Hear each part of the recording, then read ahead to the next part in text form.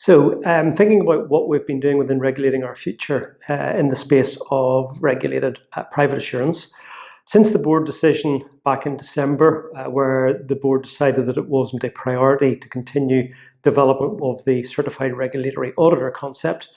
we've been looking at other forms of assurance that we would be looking to regulate and bring into the model. We've had a very successful Pathfinder trial in relation to our work on primary authority national inspection strategies. We have been testing that with 6 companies and we'll be publishing an evaluation into that particular trial in July. This has been very promising in showing that definitely there are benefits in looking at a business from the top down rather than looking from the bottom up, which is how the model currently works.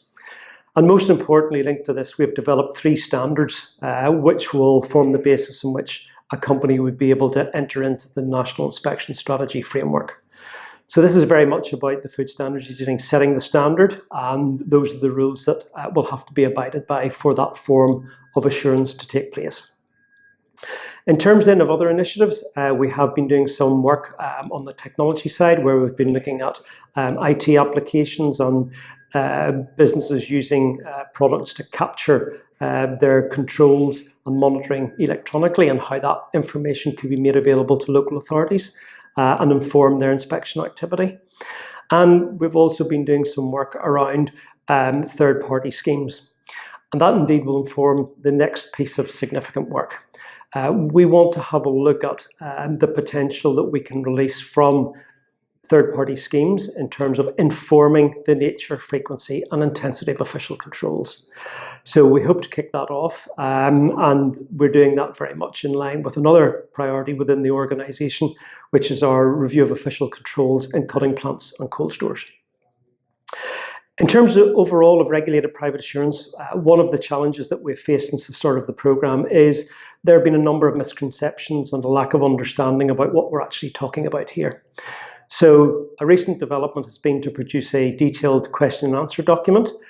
which explains it in simple terms, what we mean by regulated private assurance, what the impact of it is, what the implications are.